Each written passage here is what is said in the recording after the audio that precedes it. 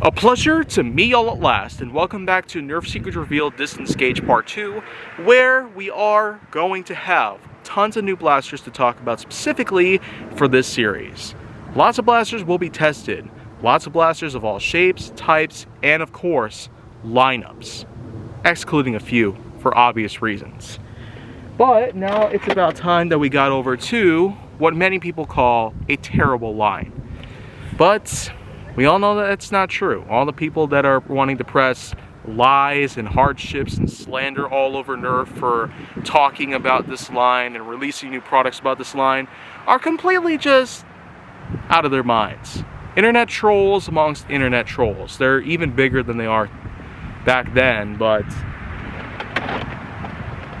what we basically have here is an AccuStrike Ultra Hybrid, basically a dart called the Pinpointer darts, which for some odd reason Nerf decided that that wasn't a good enough name, so they just called them Ultra AccuStrike darts, which is stupid. I feel like that Pinpointer darts were an exceptional idea for a name. So the Ultra Focus, as they call it, but we all know that the Ultra line was initially naming blasters after numbers, with the likes of the 1, 2, 3, 4, 5, then the 6 and the 7, which never happened pretty much. And then there of course came the Dorado, the Pharaoh, Amp, Scream Machine. Yeah, it's just that old thing where Hasbro decided that they wouldn't go and be consistent anymore. So they've just been naming blasters from the Ultra line in the same way that they would name with a few other lineups that we've known and loved. So I've called this one the 13 because it's the 13th Ultra blaster ever, assuming if the 6 and the 7 were actually real to begin with. So in any case though, it's essentially a reskin of the Ultra 10 or Amp, with a few changes in mind. First of all, you got yourself red instead of the typical gold coloring that they would use. And then of course you have included stock. This was the first time that an Ultra blaster ever came with its own sort of accessory. On top of that, you have yourself another Ultra blaster that uses the Pinpointer darts. So the 12 was the first, or Select, if you really want to start calling it that instead of trying to be consistent and realistic like me.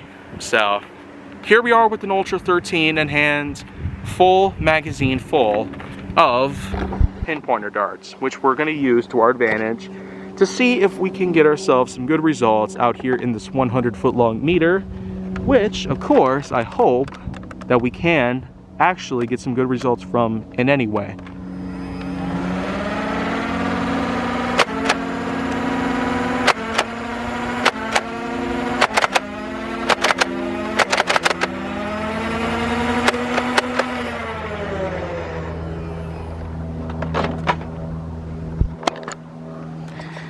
Magazine's now empty.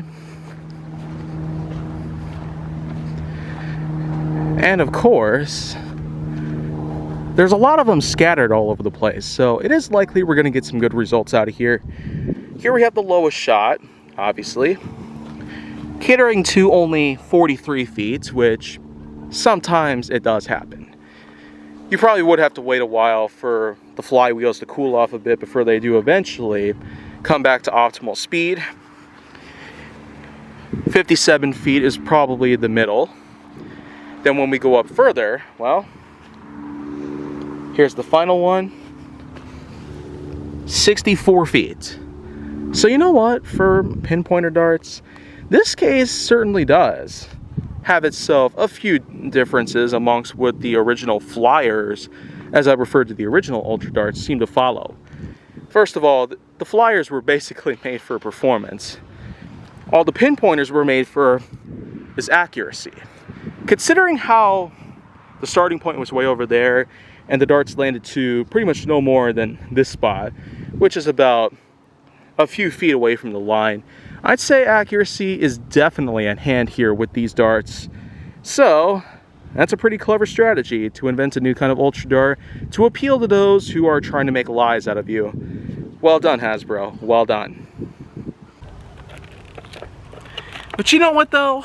I'm not really gonna go as far to try and diss Hasbro for any of this, because with all the tough times that we have been through in the past several years, I can really see why a lot of people are so frustrated and so angry at random things they see online, and they feel the need to get a lot of attention or clout. And so that's just the thing about it. Social media is in fact the new opioid epidemic that we have definitely been suffering from over the past few decades. And with the huge fan base that has developed, I don't really see any reason for people to go randomly putting hate messages against Nerf for lying. Their new lineup is fantastic, well made, and well adapted. It's huge right now. There's well over 20 blasters that have been made this whole time since the lineup was even started.